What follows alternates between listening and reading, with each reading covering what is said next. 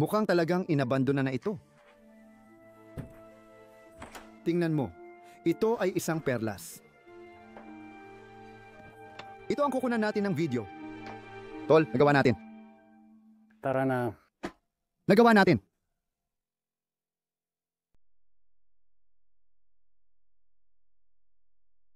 Natagpuan natin ang ating mga sarili na malayo sa mainland, sa isang isla sa gitna ng karagatang Pasipiko. Ang ilang ito ay teritoryo ng Hapon at pagmamay-ari pa rin ng Tokyo. Narinig namin ang mga usap-usapan na ang isla ay tahanan ng maraming nakalimutang lugar at syempre gusto naming makita ito mismo. Kaya kami ni Luke ay naglakbay upang tuklasin ang mga pinakakamangha-manghang tagong lugar na iniaalok ng isla. Hindi kami binigo ng isla. Matapos ang isang araw ng paggalugad, nakita namin ni Luke ang isang traditional na bahay Hapones na labis naming hinangaan. Iniwan noong bandang taong 2000, ang bahay na ito ay dating pagmamay-ari ng isang pamilyang traditional na manghahabi. Napakaganda pa ng kalagayan nito, halos napatanong kami kung may umalis nga ba talaga rito. May isang maliit na bata na nanirahan dito, nakasabit pa rin ang mga guhit sa dingding. Isang kalendaryong tila huminto ang oras at mga personal na liham na nakatago sa pagitan ng mga gamit sa araw-araw. Habang umiikot kami, napansin naming hindi ito karaniwang tahanan. Pinarangalan ng ama sa paglilingkod niya sa isla. Ang mga naka-frame na parangal at sertipiko ay simbolo ng lalaking nag-alay ng buhay sa sining at komunidad. Hindi lang ito bahay, kundi tahimik na monumento ng buhay na may layunin.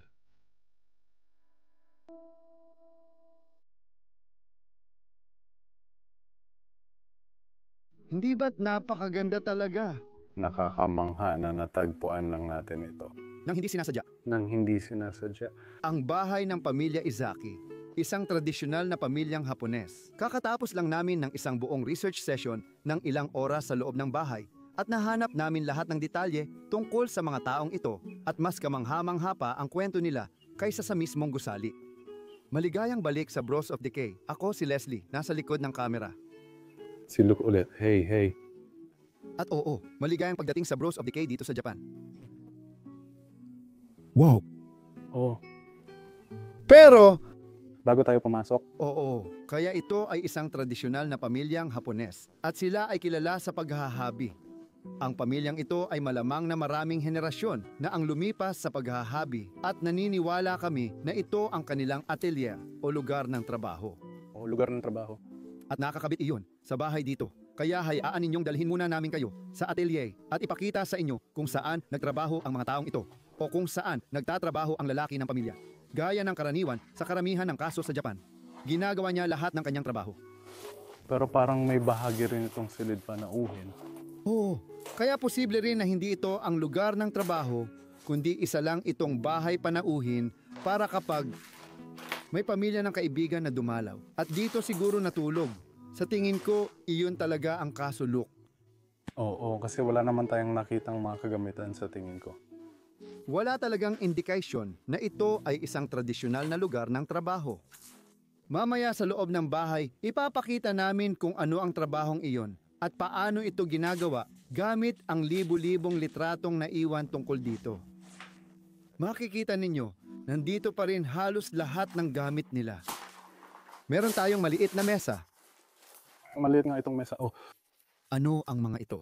basta Selyo, pamasahe sa eroplano at lahat ng iba pa. Oo, nasa isla kami kaya madalas silang bumalik sa Tokyo, siguro para sa trabaho at negosyo. oh, Tingnan natin kung ano pa ang nasa freezer, diba? Ano ang nakita mo? isang maliit na pinta. Ay, ang cute naman yan. May kitchen area rin dito, kaya mas pinapalakas nito ang posibilidad na guest house nga ito. Oh, Tingnan mo dito. Kukunin ko ang cellphone ko. Hindi ako magaling magbasa ng Hapon, pero nandito lahat ng naisulat ko. Sa palagay ko, ang mga taong nandito ay si Akitoshi. Siya yung lalaki. At pagkatapos si Fumoki, malamang siya yung babae niya. Fumiko. Fumiko, excuse me, at si Akitoshi. Siya ay isang master ng traditional na sining, nakasulat din dito at marami rin siyang ginawa ng mga gawain sa libing. May litrato dito ng sanggol Siguro ito ang anak. Hindi ko nahanap ang pangalan niya at bibigyan natin siya ng privacy. Hindi rin malinaw kung bakit walang bumalik dito dahil ang mga tao rito ay hindi naman mukhang ganun katanda. Hindi. Ang bahay ay nandoon na simula noong 2000. Oh. Matagal na panahon, oo, tara dito sa taas. Alam mo ba kung bakit nakataas ang bahaging ito ng bahay na ganyan? Hindi ko alam, pero parang imbakan lang ito. Alam mo yun? Nasa ilalim pala talaga ng bahay. Oo. Tingnan mo itong maliliit na gunting. Para sa gunting ng bonsai. Oo, gunting talaga ito ng bonsai. Pangputol ng puno. Abril 1999, 1999, isa ito sa mga huling petsang nakita namin sa bahay. May ilang kalendaryo. Noong taong 2000, marami pa ring tao sa lugar. Sa tingin ko, ayos pa rin ang kalagayan nito kahit matagal nang inabandona. Sige, aakyat ako dito at ipapakita ko sa iyo ang cabinet. Pakikuha ka ng isang bagay. Wow! Ito ay para sa isang Japanese na alak na tinatawag na sake at dito nila ito inihahain, mainit man o malamig. Oo. Alak na gawa sa bigas. Alak na gawa sa bigas ba yan? Oo. Gawa pala ito sa bigas? Oo. Grabe! Bigas yan. Hindi ako nagkakaroon ng sakit ng ulo dyan. Oo. Oh, tingnan mo yan. Ang astig, malamang siya yung babae. Kaya yung nakaraang henerasyon ng bahay, hayaan mo ring hindi ko masira. Yung babaeng nakita natin dito ay malamang si Toshiko at si Toshiko ang asawa ni Shintaro, ang ama ni Akitoshi. Baka yung iba, di ko na masundan pero yan ang family tree ng huling 2 henerasyong tumira rito. Oo. At parang magkakasunod yung mga litratong ito kasi marami-rami sila at mukhang may photographer na Tingnan mo itong babae dito na nakakimono. Ang ganda niya at parang nasa loob pa ng bahay. Oh. Oh. Ang galing. May iba pa bang litrato dito? na sobre na yun. Grabe ang galing. Parang may seremonya o kasal o kung ano man ito. Grabe ang galing. Tingnan mo, sama-sama ang buong grupo. Ang dami pang mga larawan. Oh, ito, parang espesyal ito. Mukhang napaka-importante. Oo, syempre, ito ang larawan ng kasal. Tingnan mo yan. Iba talaga ang paraan nila ng pag-aasawa kumpara sa amin sa Europa. Nakakabilib. Tingnan mo kung paano nakadamit ang lalaki. Napaka-traditional. At lahat ng natira pa dito, ang ganda ng radyo. At syempre, nandyan pa rin yung bote ng sake. Mukhang luma. May masarap na alak dyan. Gusto mo mag-toast mamaya? Sa palagay ko, masarap pa rin yan pag ininom mo. Oo. Kung tama ako, Toshi doors ang tawag dito. Tama. Mga sliding door na may papel sa loob. Kailangan mong mag-ingat kapag pumunta ka sa Japan at matutulog ka sa ganitong lugar. Dahil noong nakaraan, Sa Airbnb? nabali mo ba ito? Hindi namin alam kung sino ang nakabali nito. May papel na napunit pero di rin kami sigurado kung sino or ano ang dahilan. Kung itutulak mo lang ng ganito, sira na ito. Oo. Sa madaling salita, napakababasagin. At dito naman tayo sa kwarto dito. Oo, kaya namin naisip na guest house ito. Kasi may kwarto at hindi talaga mukhang lugar na pinagtatrabahuhan. Oh, kaya yung banig na yan, tingnan mo. Doon sa likod, medyo malamig. Oo, tradisyonal na kwarto ng Hapones. Ito na may kama na estilong Europeo o kanluranin sa loob. Siguro para sa mga nagda-dive sa isla. Kaya ko kinukunan ng video kasi sikat ang lugar na ito para sa diving. Oo, ecotourism ito, oo. Gusto ko lang ipakita sa mapa sa lahat kung nasaan tayo ngayon. Kaya heto ang Tokyo. At pagkatapos, 285 kilometro sa ilalim nito. Nasa isla tayo ngayon. Komportable akong sabihin yon dahil alam kong walang bastos o magnanakaw na pupunta rito. Kasi kailangan talagang dedikasyon para makita ang lugar na to. Pero hindi namin ibabahagi ang eksaktong lokasyon ng bahay na ito. Hindi, ito ay talagang nakahiwalay. At dati rin itong nagsilbing parang, bilangguan. Oo, ito ay isla ng mga bilanggong politikal. noong 16 na taon. Oo. Sa ilalim ng panahon ng Edo ng Japan, ang imperial na panahon o panahon ng emperador. Nandito pa rin ang mga kasuotan nila. Oo nga. Grabe. Lahat ng gamit nila ay naiwan lang talaga sa bahay na to. Medyo naguguluhan pa rin ako kung bakit iniwan ang lugar na to. Oh, hindi ko rin alam. Parang pwede pa sigurong ayusin o ipa-renovate to Oh. maliban lang dun sa isang parte, yung banyo na parang Ipapakita namin mamaya ang bahay. Maganda pa rin ito. Panahon na para ipasok kayo sa loob. Sobrang excited ako. Gagawa ako ng maikling transition para sa inyo. Malamang nakikita niyo pa rin ako. oo, pero tuloy lang sa paglalakad. Paalam! Gusto naming subukan na alagaan ang bawat ari-arian o igagalang namin ang bawat ari-arian. Pero lalo na dito sa Japan dahil napakarespetado ng mga tao dito. Kaya yun ang susubukan naming gawin sa bahay na ito. Tingnan mo naman ang ganda nito, okay? May maliit na pusa doon sa bukid na nakatingin sa atin mula sa likod. Baka hindi mo makita pero matagal na siyang nakaupo doon. Na-intrigang nanonood. Parang iniisip niya, ano yon? Anong ginagawa nila dito? Tingnan mo ang gandang pagkakagawa ng kahoy sa bahay na ito. Sobrang gusto ko talaga. Yung overhang dito, yung mga nakalantad na biga, nakakabilib talaga. Yung pulang pininturahang kahoy dito, parang alaala ng Sweden pero sa estilong Hapones. Oo, napakaganda rin talaga. Huwag muna tayong magduda. Mamaya ipapakita pa namin ang iba pang bahagi, pero pasok muna tayo sa loob ng bahay. Inaalay ng pamilya ang buhay nila sa traditional na paghahabi ng Hapones. Sa Hachijojima, isla na kilala sa natatanging dilaw na seda na kibiso. Ang paghahabi ay naging bahagi ng pamumuhay, hindi lang trabaho. Nakita namin ang opisyal na sertipiko mula sa Ministry of Economy na kinikilala ang pamilya bilang mga maestro ng traditional na sining na patunay ng mataas na respeto sa kanilang kakayahan. Sila ay pinarangalan sa buong bansa. Dito nagaganap ang paghahabi. Ipinapasa mula magulang sa anak sa loob ng mga siglo. Hindi lang sila gumagawa ng tela, isinabuhay din nila ang tradisyon. Isang normal na tradisyon ng mga Hapones na kapag pumapasok ako sa isang bahay, dapat kong tanggalin ang aking sapatos pagdating ko sa bahaging ito dahil ito ang pasukan. Makikita mo na dito sa baba, ang mga tsinelas na iniwan at inilalagay ng mga tao ang kanilang sapatos dito sa kabinet bago sila pumasok sa kahit anong bahay o restaurant sa Japan. Pero pasensya na, hindi ko ito magagawa sa bahay na ito dahil may mga kalat sa sahig kahit saan.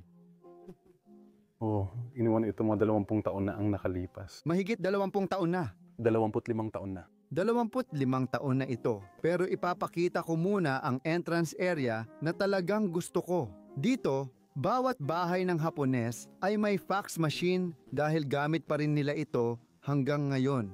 Ano kaya ang nandito? Hindi ko alam, pero maganda ang florera. May selyo ba yan sa ilalim? Malamang traditional talaga. Oh, Meron pa dito isa. ay ang ganda niyan. Gusto ko rin ito. Oo, maraming kahoy at mga gamit na gawa sa kahoy dito sa bahay na ito. Siyak. Nagtataka rin ako kung anong materyales itong nasa likod, parang pelos ito.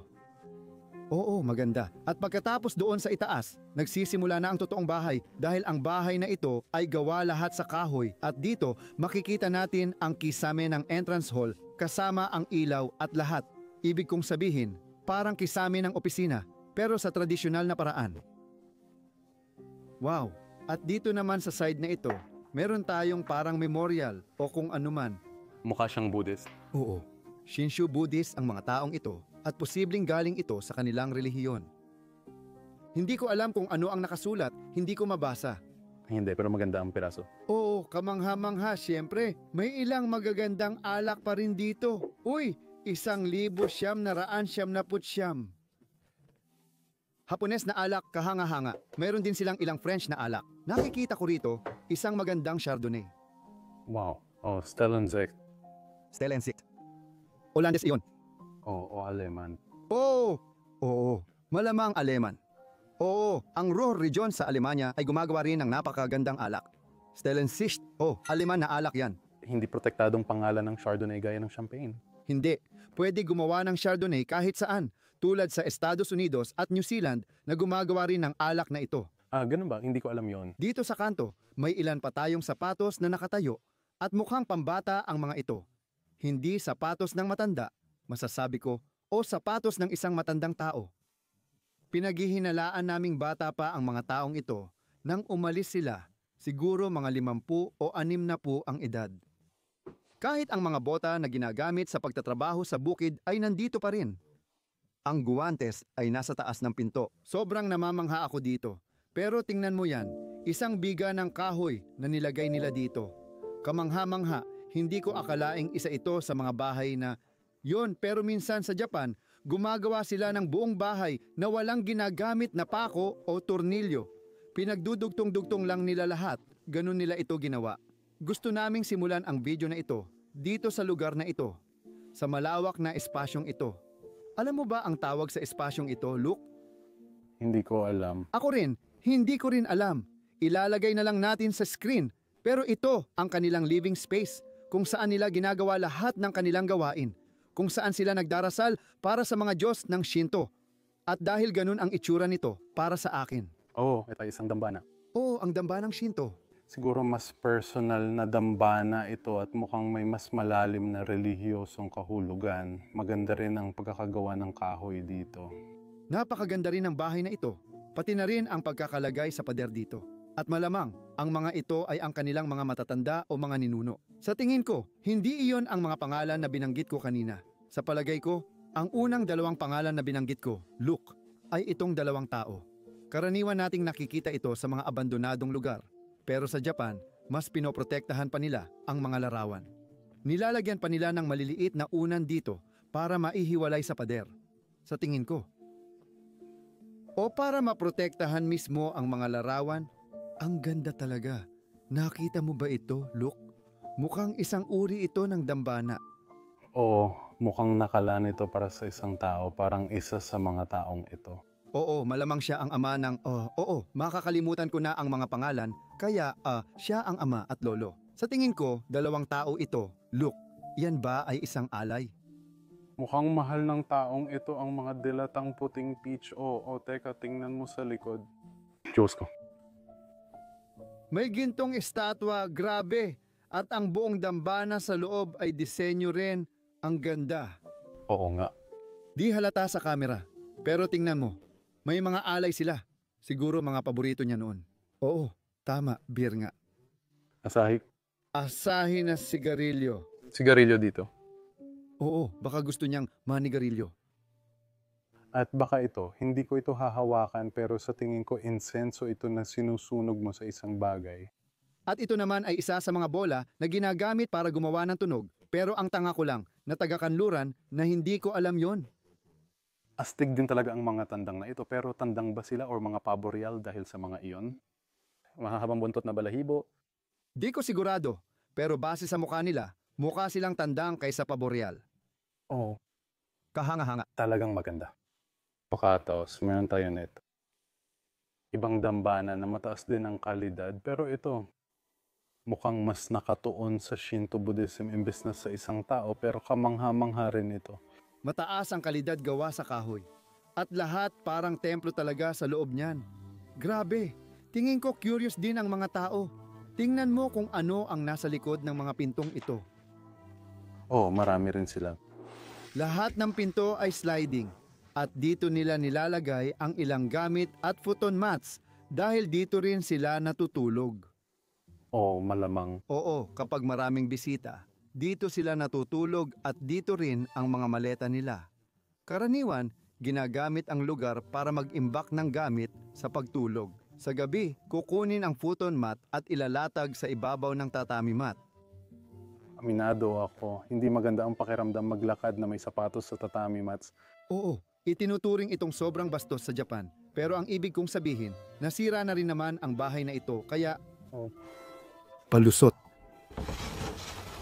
Astig, tingnan mo itong maukit sa kahoy. Parang... Wow, ang mga Japanese crane. Talagang magaganda sila. Siguradong isang bihasang alagad ng sining ang gumawa niyan. Maaaring ang bahay na ito ay nasa pamilya na nila sa loob ng maraming henerasyon at dito naman sa kabila may isa pang bahagi ng living area. Mag-ingat ka sa ulo mo dahil mababa dito. Oo, gusto ko rin ang mga ilaw na meron sila sa kwarto. Oo. Ang astig talaga nila at ganito mo siguro sila sisindihan sa tingin ko. Oo, wala nang kuryente ngayon sa kasamaang palad. Ha? Tumingin ka sa likod mo. Luke, paano mo naisip na maglagay ng ilaw na ganyan dito sa kwarto?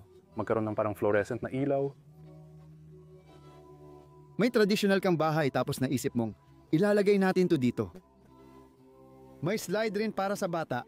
Malamang yung batang nakita natin sa larawan ang nakatira dito kasama ang kanyang magulang. Mukha rin itong mataas ang kalidad. Napakagandang mesa. Hindi ko muna ito gagalawin ngayon. Ang mga larawang ito. Grabe, look, kakaiba talaga sila. Gusto ko rin itong larawan ng babaeng ito. Tingnan mo ang pagtanda sa mukha niya. Napakatotoo niyan. Malamang ito, kaya hindi ko sasabihin magaspang. Pero oo, ganun nga. Hilaw. Hilaw, yun ang tamang salita. Oo, hilaw yan na larawan ng kanilang trabaho. Taon-taon ng kasanayan at sining. At yung isa ay kamangha-mangha rin. Mahal niya ang kanyang trabaho. Makikita mo sa mukha niya, ginagawa niya ang trabaho niya ng may dedikasyon. Ipinagmamalaki niya kahit paano sila nagtatrabaho gamit ang paa. Matinding pagmamahal sa sining. Oo, parang sila ang nagpapatakbo. Oo, tama, para sa paghahabi. Ay natutumba dito. Ang gagandang mansanas nila. Umiinom. Malamang isang masarap na tsa. At pagkatapos, sa pamamagitan ng bintana ginawa nila ito. Oo, ito ay isang serye ng parang bihasang fotograpo, paaring isus pamilya, pero Sila ay mula noong 1987. Vejima. Si Vejima hindi alam kung ano ang ibig sabihin. Hindi ko rin alam kung ano ang ibig sabihin, pero kamangha-mangha. tingnan mo itong set ng kaligrafiya. Hindi pwede. Tingnan mo yung poster sa likod sa pader. Malaking pseudo kaligrafiya, tinatawag itong traditional na sining ng kaligrafiya ng Hapon. Napakaganda talaga ng anyo ng sining na ito. Talagang nagpapahayag ng damdamin. Buong buhay nagsasanay ang mga tao para dito.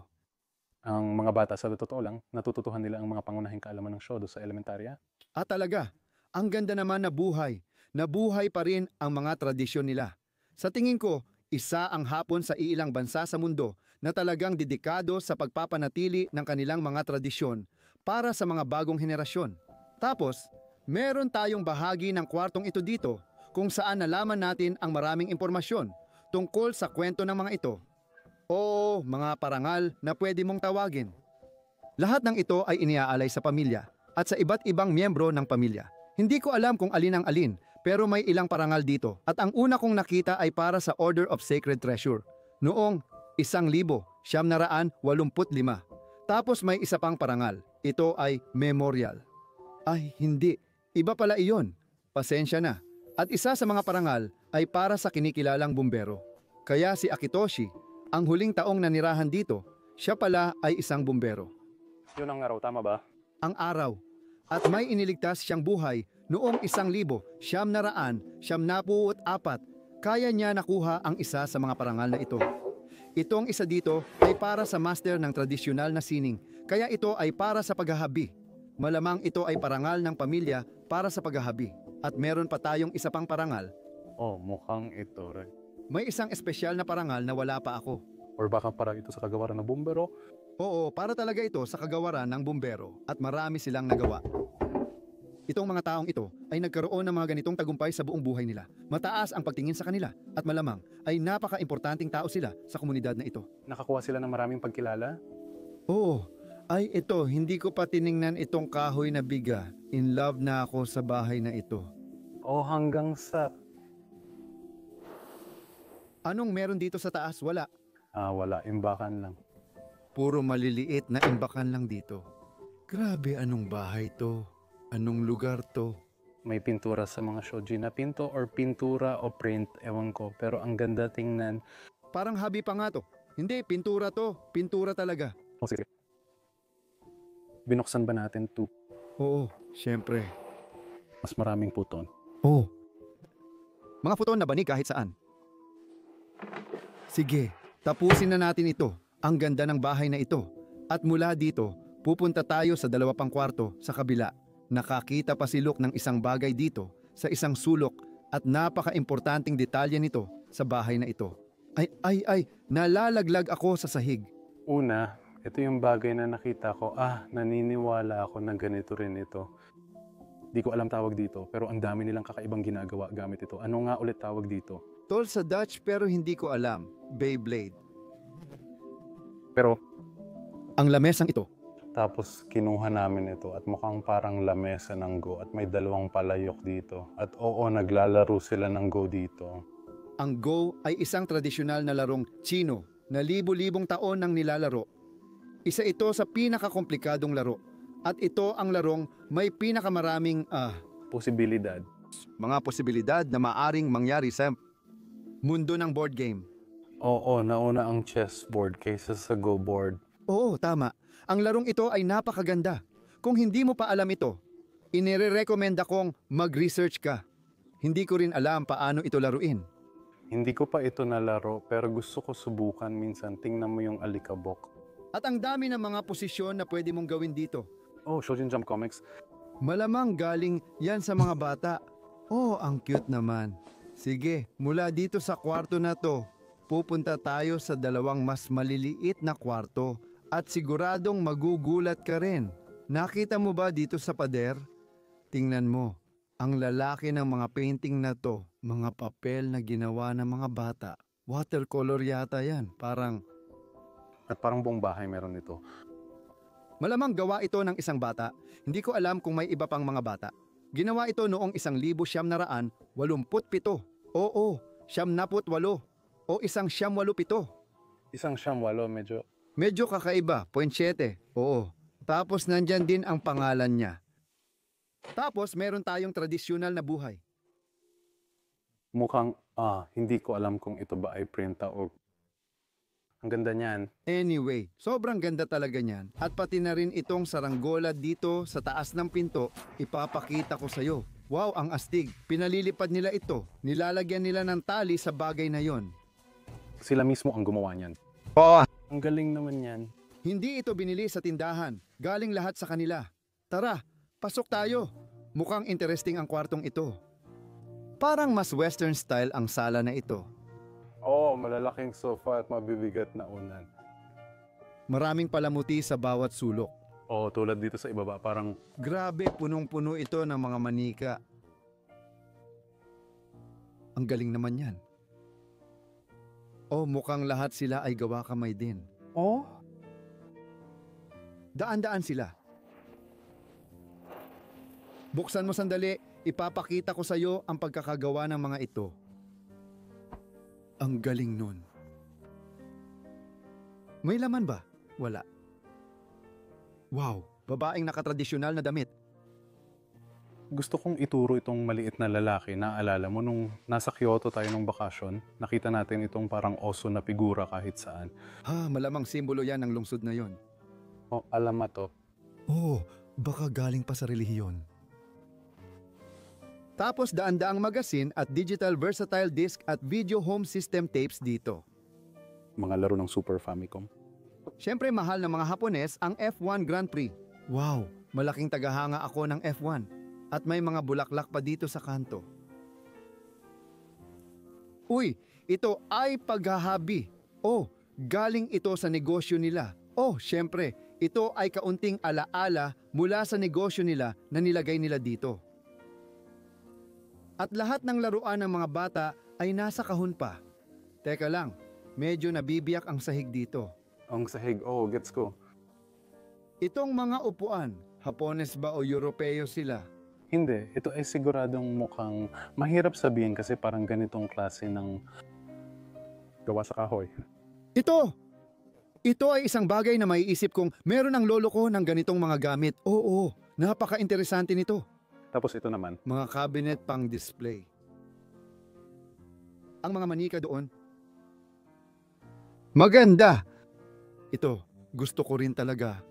Wow, Mukhang gawa rin talaga sa kamay. Oh, para saan kaya ito gagamitin? Para sa akin, ito ay para sa seremonyang ginagamit habang naglalakad. Sige, ayan, umiikot pala siya at merong... Ay, grabe. Ito ba ay mga photo album?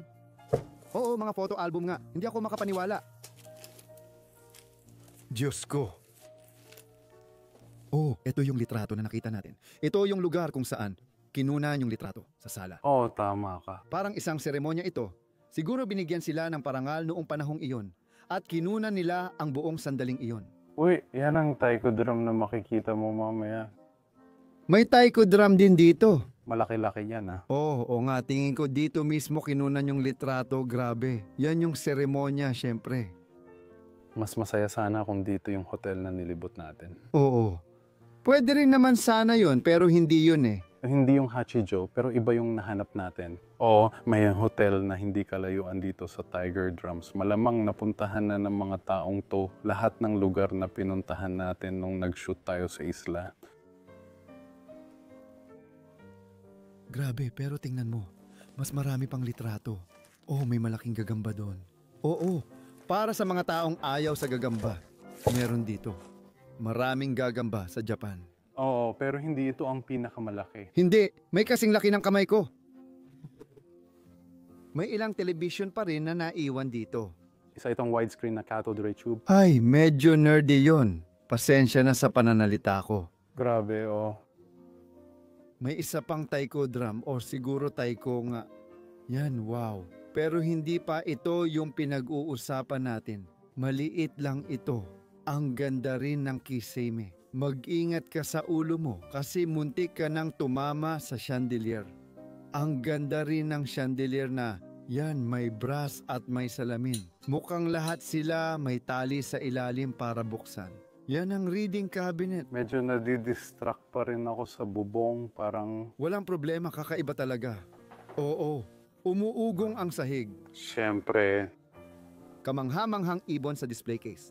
baka ito rin ang parehong ibon gaya ng mga ukit sa kahoy. Sa dambana ang ibig mong sabihin. Oo. Oo. Mukhang ganun nga ano. And hindi pa natin ipinakita ito. Mayroong grand piano sa kwartong ito. Oh, mukhang mais pa ang condition. Nasa isang maliit tayong baryo, kaya ayokong makaistorbo. Parang ang sarap sa pakiramdam, di ba? Nasa napakagandang kondisyon pa rin ito. Wow, isang Atlas na piano.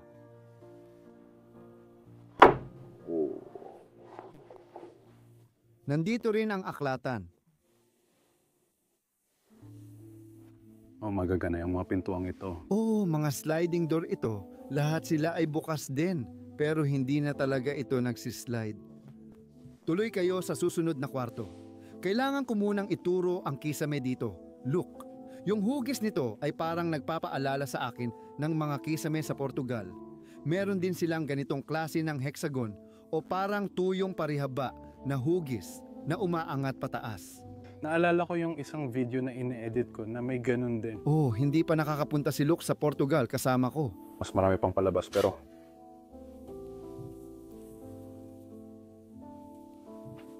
Ang daming artipakto at memorabilia sa kwartong ito. May ilang cute na ninja.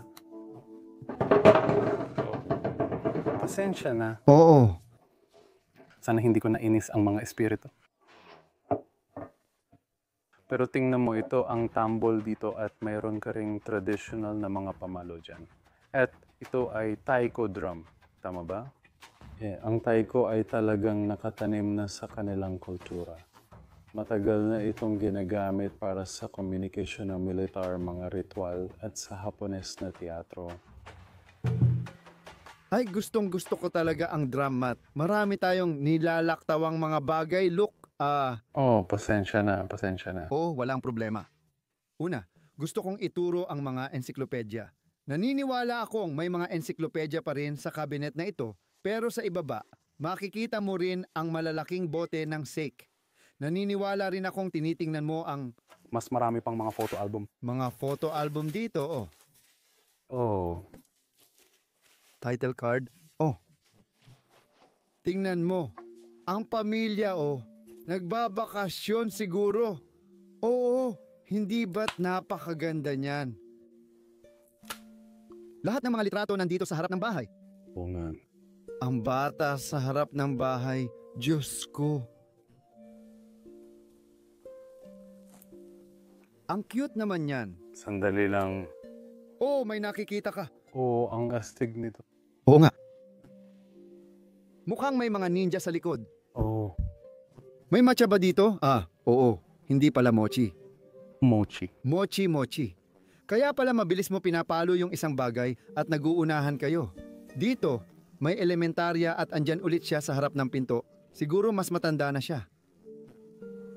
Marahil pupunta sila kung saan, sabi ng nanay. Oh, magpicture muna tayo. Ayoko. Astig talaga ang uniforme sa school. Magandang museo ng tren.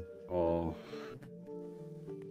Napakagandang photo album nito. Tingnan mo itong huling larawan dito. Naglalaro sila. Oo, ang dami pang mga larawan pero makakakita pa tayo ng mas marami pang mga larawan. Gusto ko talaga. Oo, gusto kong ituro na ito ang isinusuot ng mga babae sa kanilang kasuotan. Maari mo pa rin ba itong buksan? Hindi ko alam, payong pala ito mga kaibigan. Mukha rin itong napakatanda na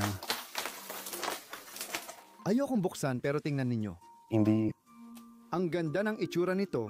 Gawa lang talaga ito sa papel kaya hindi ito para sa ulan. Para lang ito protektahan ka sa araw. Tama, maganda ang librong ito.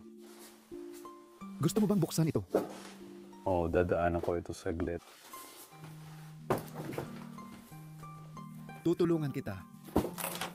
Oh, mga luma na itong mga litrato. Mga vintage na litrato. Oo, parang nagdadasal sila o may seremonya rin. Maaaring sa bahay din ito nangyari, pero hindi ako sigurado. Wow!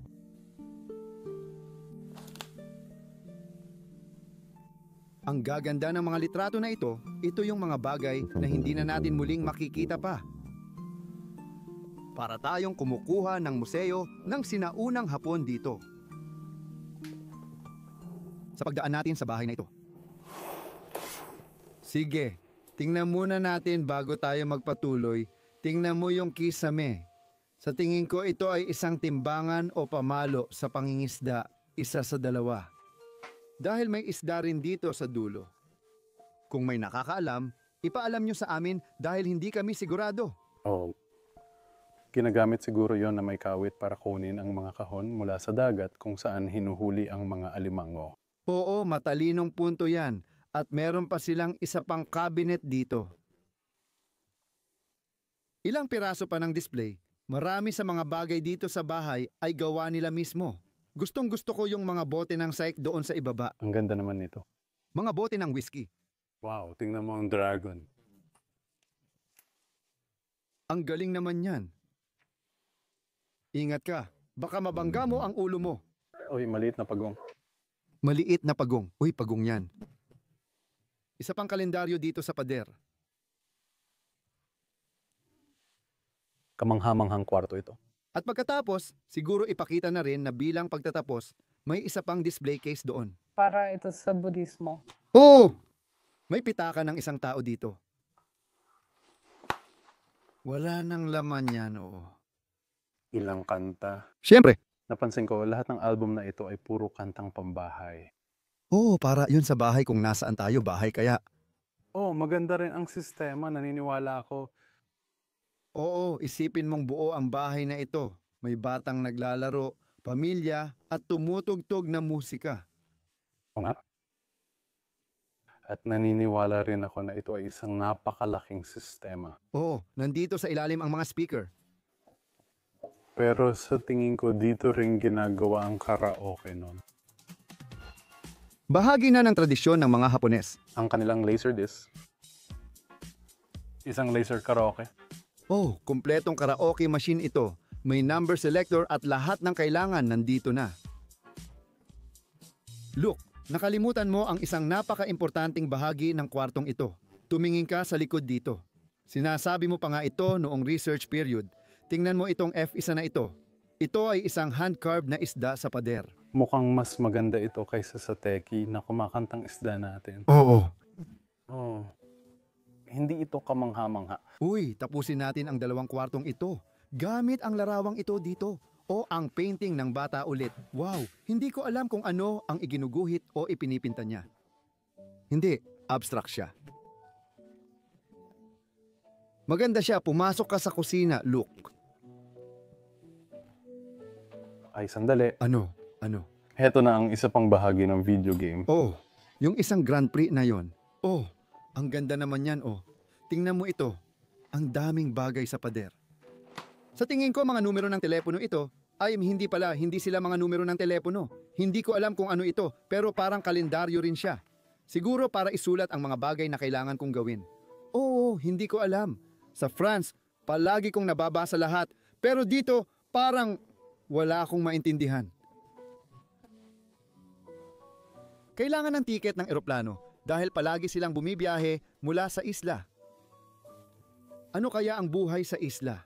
Interesante rin para sa akin ang tanong na yan. Oh, napakalit. Oo. Simple lang, 69 km tama. 69 na kilometro kwadrado.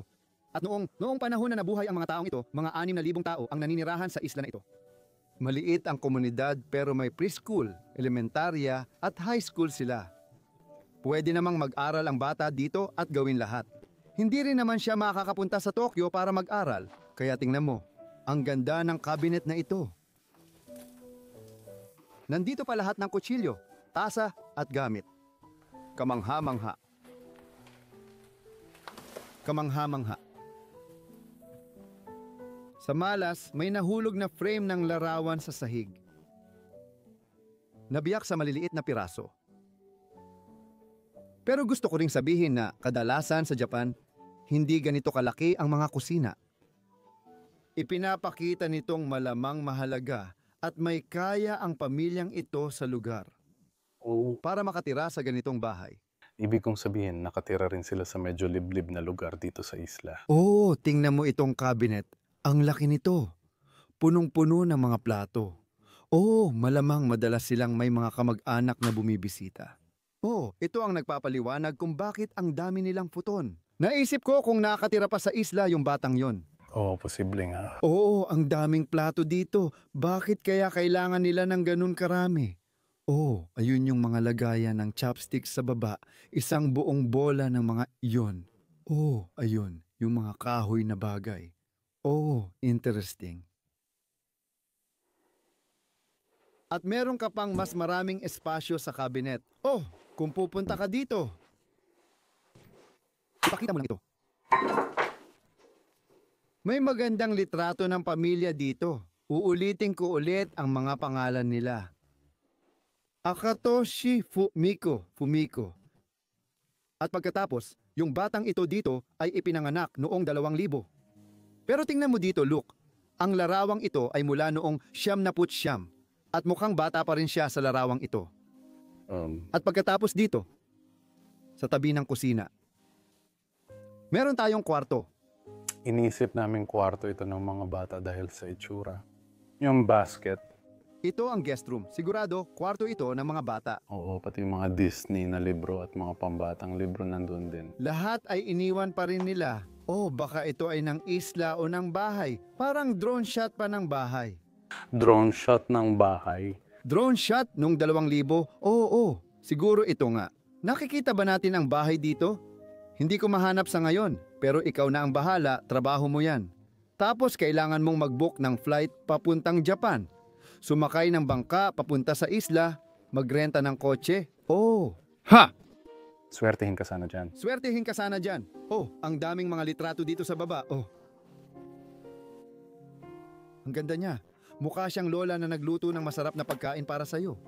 O tingnan mo, nagbabalanse sa mesa sa upuan dito. Pero siya pa rin ang parehong babae, oo. Yan ang mga lolo't lola. Ang gaganda nila. Sige, ibalik natin ito dito. Hayaan mong ipakita ko lang sa'yo ang iba pang mga litrato na nakakalat dito. Oh.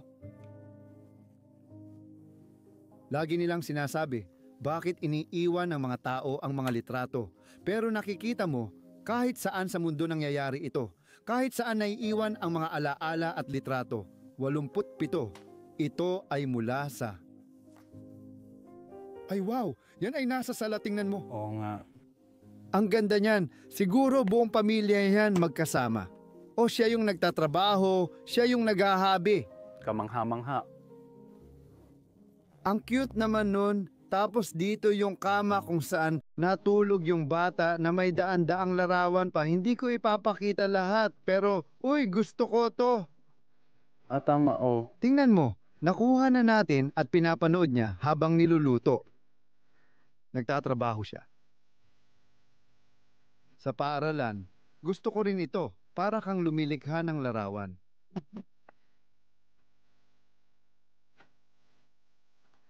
Ang daming magagandang larawan na naiwan dito.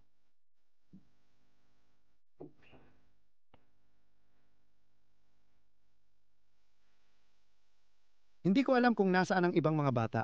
Siguro magkaibigan lang. Oo, pumunta para maglaro. Beach! Hindi dito sa beach na to. Wala namang beach yung isla. Hindi, lupa ng Volcanong Beach. Oo, parang Iceland nga. Natutunaw ako sa loob. Ang ganda talaga at mula sa kusina babalik tayo sa hallway. Mag-ingat ka, baka matapilok ka dyan. Teka, bago tayo magpatuloy. Look, may maliit na pintuan din dito papunta sa labas ng bahay. Pero dati itong banyo nila tuluyang gumuho sa paglipas ng mga taon. Ang bahay ay nanatiling maayos ang kalagayan, pero ang banyo wala na talaga. Nasa labas ng bahay ang banyo nila. Malamig siguro tuwing taglamig. Tapos, nandito tayo sa kwartong ito sa dulo. Ito na ang huling kwarto sa ibabang palapag ng bahay. Kwarto ba ito para matulog? Hindi ko sigurado. Pero maraming interesting na bagay dito sa kwartong ito. Kaya oo, siguro para sa pagtulog nga ito. Pero Meron din silang sampayan dito.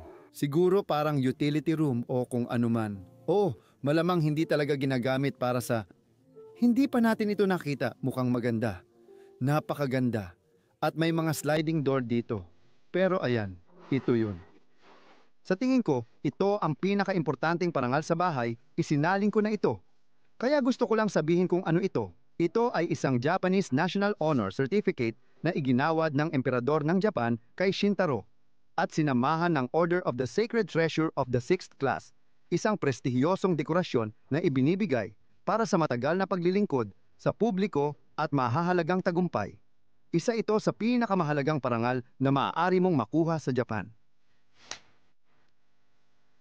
Ang kabuuang presentasyon ay talagang kamangha-mangha rin. Sana ay mahalaga ito sa mga taong ito. O ano ang nakikita ng mata ko dyan? Ano ang nakikita mo?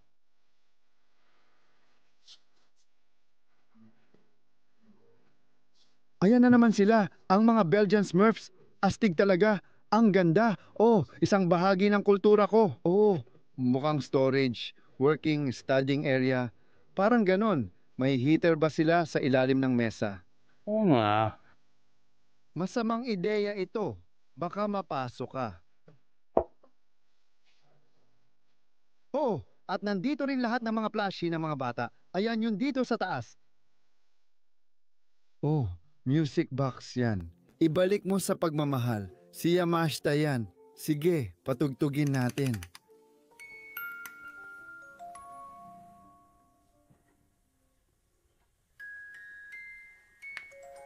Mag-enjoy ka. Ang ganda niyan. Ang tahimik at payapa. Ay, wow. Pati ang mga alahas nila ay naiwan pa rin sa bahay na ito.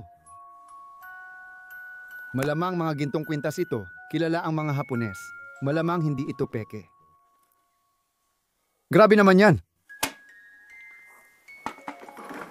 Ganoon nakatagal itong nakatayo rito.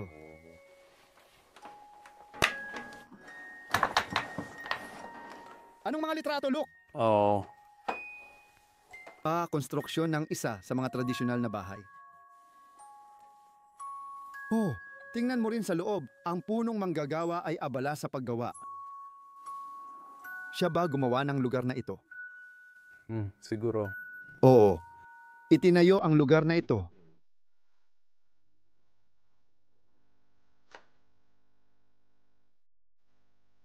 Yun. Oo, sa tingin ko dito na to. O baka sa banyo. Mukhang ginagawa pa nila itong lugar na to sa mga litrato. Parang mga litrato ng konstruksyon ng bahay.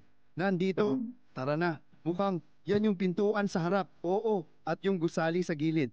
Parang medyo iba. Sa tingin ko, oo. Pero hindi ako sigurado.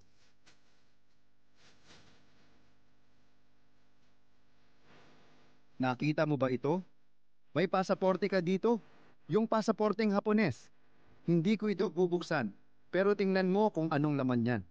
At yung ama ng pamilya ay ipinanganak noong 1942, panahon ng ikalawang digmaang pandaigdig. Mayroon pang iba na katulad niyan. Punong-puno ito niyan.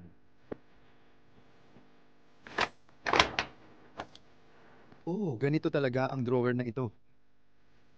Sige, Sa itaas, tara sa itaas. Oo. Naalala ko, kadalasan wala namang itaas ang mga bahay sa Japan. Diba? sa totoo lang, hindi sa Tokyo. Hindi sa Tokyo. Karaniwan, maliit ang mga bahay sa Japan. Maliit ang pamumuhay at sasakyan ng mga tao. Napakalaki ng bahay na ito. At iniisip namin na dito sa itaas na bahagi ng bahay natutulog ang mga magulang. Oh, ito ay mas bago ang pakiramdam, mas moderno, maraming musika. Musika ang sentro ng kanilang buhay. Nag-aaral ng Ingles. Ingles para sa lahat. Baka nagsalita pa sila ng English. Sige, pero buti na lang medyo ko lang naman. Hindi. Yun po, ipinapakita pa rin ito kung paano sila namuhay. At kung gumamit man sila ng mga tornilyo at lahat ng iyon. Oh, at dito makikita mo yung kahoy. Oh, hindi ko alam kung paano sabihin yung bar o pandikit. Oh, parang ganun nga. Oh, sino ito? Oh. Iyan ba ang poster ng isang sikat na babae? Oh, ano itong nasa ibaba? Parang isang uri ng parangal o regalo mula sa kumpanya. Baka may kasamang orasan pa nga. Sige, salamat sa iyong serbisyo. Heto ang isang frame na may orasan. At ang kisame na ito ay napakaganda rin. Yung mga biga, oh, Yung mga biga na yun, pero medyo may kurba rin. oh, natural lahat yan. Gawa kamay lahat. Talagang pinasadyang magkasya. Dito banda ang kwarto ng mga magulang. Malaking kama. Oo, dalawang kama na magkatabi.